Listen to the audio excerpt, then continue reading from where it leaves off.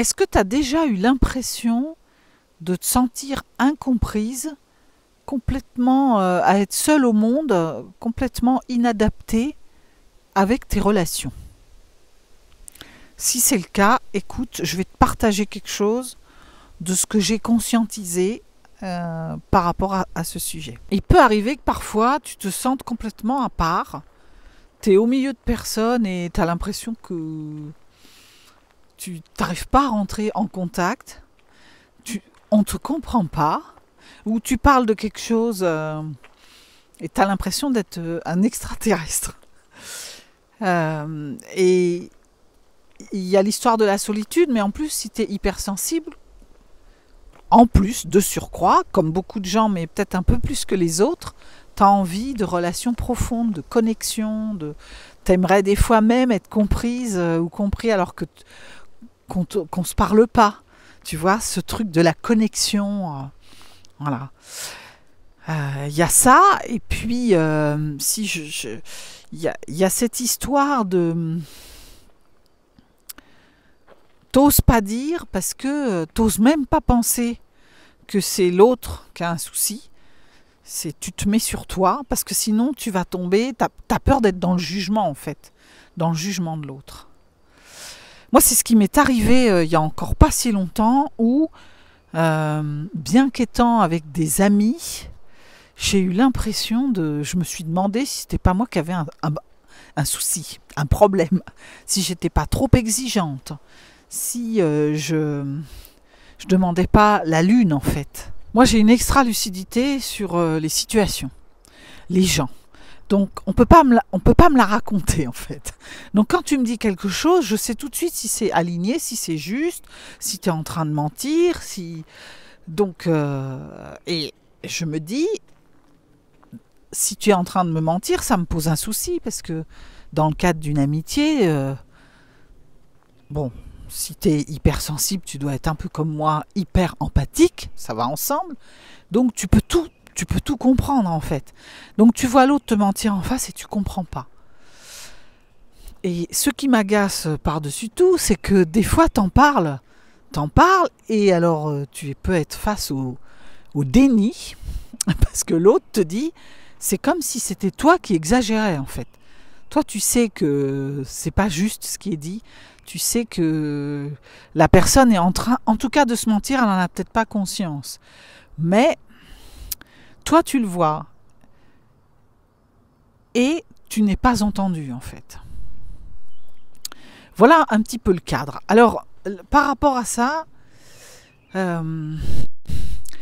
quelques clés de compréhension et d'action pour pouvoir arriver à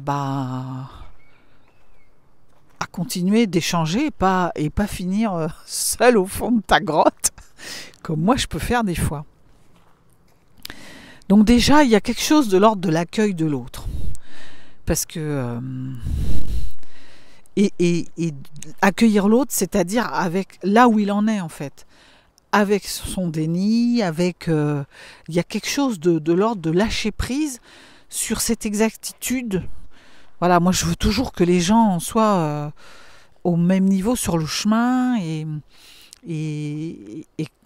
comprennent les choses... en même temps que moi, accueillent ce que je dis, mais en fait, des fois, ils sont juste pas prêts, quoi. Donc, il y a quelque chose de l'accueil. Et tu vois, c'est d'autant plus important que j'échangeais avec Fabien Richard, qui fait de la thérapie des fascias, dont tu verras, tu peux aller voir sur ma chaîne, j'ai fait une vidéo sur le sujet, et qui disait que, bon, on a bien sûr un corps physique, mais on a un corps énergétique. Et dans toutes les interactions qu'on a avec les gens, eh bien, il y a quelque chose qui va venir s'inscrire énergétiquement dans notre corps, dans nos cellules, etc. Et le jugement, par exemple, c'est une énergie négative au sens, il y a comme quelque chose d'énergétiquement pas bon pour le corps. Donc déjà, donc ça va s'inscrire dans tes cellules, en plus, dans les cellules de l'autre, parce qu'on est quand même tous un peu reliés énergétiquement, et du coup ça crée une espèce de magma là comme ça, énergétique, qui n'est pas sain. Ça veut dire que, tu vois, même très égoïstement, tu peux te dire que quand tu as un jugement sur l'autre, tu te fais du mal. D'où l'importance de... Bon, en tant qu'hypersensible, empathique, tu vas comprendre tout de suite parce que toi, tu n'es pas dans les intentions de faire mal à l'autre.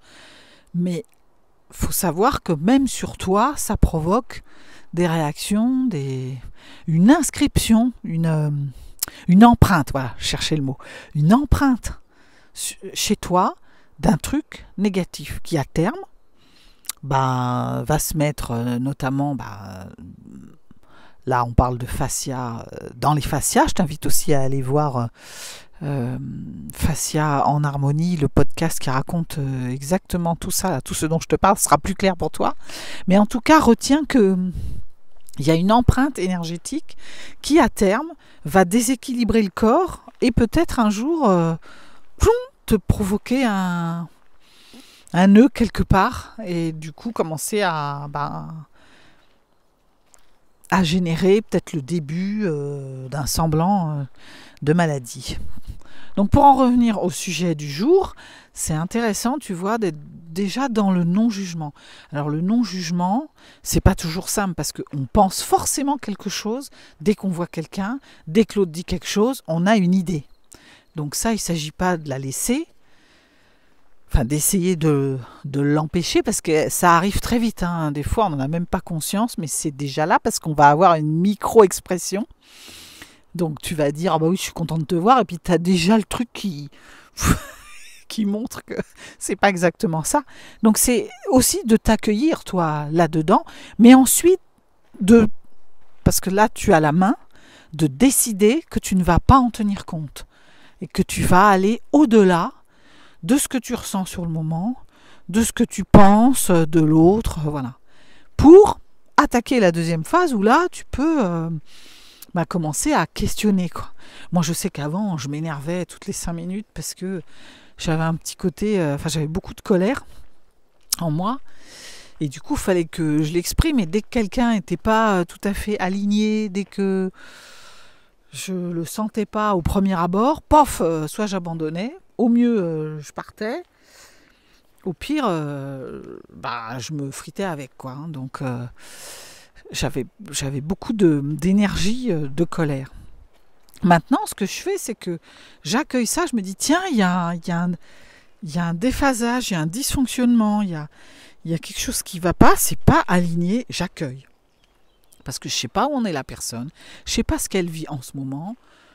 Moi, ça m'est arrivé aussi, des fois je suis moins en phase, et je suis contente quand on m'accueille, quand j'arrive fatiguée, quand tout d'un coup je suis soucieuse de quelque chose, et même si j'ai je ne sais combien d'années de dev perso, je peux arriver et pas être alignée. Et je suis contente quand j'ai un temps d'accueil, que l'autre me prend comme je suis. Parce que ça permet de laisser diffuser, peut-être même de recevoir l'amour de l'autre et de m'apaiser parce que tout d'un coup, ça a eu le temps de circuler. Parce que une émotion, ça reste pas en fait. Si elle reste, c'est que tu l'entretiens avec des pensées. Si je me sens pas accueillie, eh bien, je vais continuer d'entretenir cette espèce d'émotion qui me dérange, quoi. Je vais me dire, en plus, j'arrive, l'autre, ça va pas non plus, j'aurais bien voulu pouvoir déposer, mais je peux pas. Bon, bref, ça continue et ça entretient. Donc, souviens-toi de ça pour, à ton tour, toi, accueillir l'autre et puis avoir peut-être une occasion de mieux comprendre ce qui se passe pour l'autre. D'abord, de peut-être le voir diffuser son émotion et d'arriver à avoir plus d'apaisement. Et ensuite, peut-être, s'il y a un vrai souci, de pouvoir le questionner et de mieux comprendre. Et des fois, te rendre compte que tu présupposais, parce que c'est ça dans les relations, présuppose. Moi, ce que j'ai fait là, l'autre jour, quand j'étais face à ce souci et que j'étais partie pour m'énerver contre ces fameux amis, en fait, j'ai questionné, j'ai appris des informations et j'ai mieux compris leur comportement. Et du coup, il y a quelque chose en moi qui a lâché, en fait. Voilà, donc ça, c'est une première grosse clé de compréhension. Après, du coup, ça lâche à l'intérieur énergétiquement, c'est plus détendu. C'est de faire le tri, quoi. Est-ce que ça lâche, mais c'est encore problématique quand même.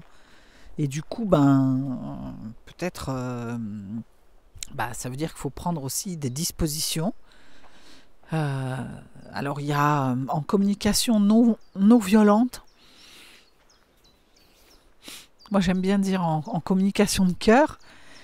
Il y a une manière d'aller chercher les informations, d'échanger avec l'autre, de poser tes limites, de donner ton désaccord, te dire que tu n'es pas d'accord. Il y a une manière constructive de faire ça pour pas qu'on se frite en fait, pour qu'on soit en échange, donc en possibilité peut-être d'apaisement.